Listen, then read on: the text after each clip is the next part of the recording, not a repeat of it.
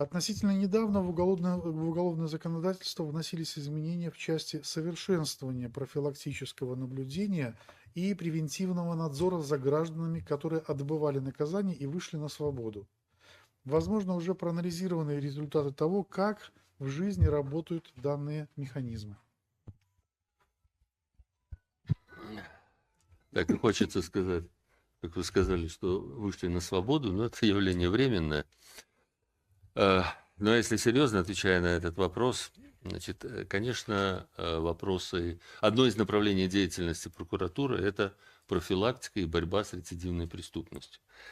Превентивный надзор и профилактическое наблюдение – это те инструменты, которые используют общество и, прежде всего, правоохранительные органы для предотвращения этого вида преступлений. Действительно, с июля 2024 года по инициативе Генеральной прокуратуры были внесены изменения в соответствующие нормативные акты, и обязательным было установлено, наряду с ранее существующими ограничениями, которые накладывались на лиц, находящихся под превентивным надзором, это обязательность их трудозанятости, их необходимость, если им было решением суда предписано противоалкогольное лечение, прохождение этого лечения, это тоже инструмент того, чтобы предотвращать рецидивную преступность. В 2025 году с марта действуют такие же требования в отношении лиц, находящихся под профилактическим наблюдением. Ну, в чем разница превентивного надзора и профилактического наблюдения? Это разные категории за разные категории. Превентивный надзор устанавливается судом, профилактическое наблюдение, лицо, освободившееся из мест лишения свободы, автоматически попадает под профилактическое наблюдение, исходя из его, попросту скажем, послужного списка, за какую категорию он осужден, также условно-досрочно освобожденные. Вот. Уже за непродолжительное время в отношении превентивного, в части превентивного надзора и профилактического, с 24 и с 25 года есть положительная динамика. Например, количество поднадзорных занятых в экономике с 30% на момент вступления в силу в 2024 году, в июле, да, на момент 1 января нынешнего года увеличилось с 30% до 84%, а в профилактическом наблюдении выросло до 71%.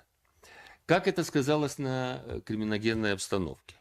Поднадзорными совершено 1859 преступлений.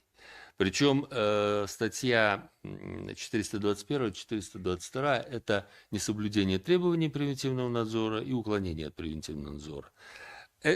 И эти преступления в удельном весе занимают 53%, то есть 983, чуть больше половины совершенных превентивщиками, скажем так. Это просто те поднадзорные, которые не выдержали условий и не совершили новое преступление, где есть конкретный потерпевший, а просто не выдержали условий надзора и нарушили их, и это влечет уголовную ответственность. Но, что примечательно, из них совершившие преступления, вот из этих вот 1859, 1290 это совершили не занятые в экономике, а занятые в экономике совершили 569. То есть менее 1/3 преступления совершили все-таки занятые. То есть мы понимаем, да, каков баланс, сколько преступлений совершают не занятые. То есть занятость – это как преграда, своего рода фильтр, не полностью, к сожалению, но все равно он работает. Фильтр в отношении того, чтобы эти поднадзорные совершали преступления. Так, примерно такая же картина наблюдается и в профнаблюдении. Совершено 2390 преступлений, незанятыми 1544, занятыми 840. То есть тоже примерно 1/3 совершается занятыми. То есть мы рассматриваем занятость как определенный уход от того, чтобы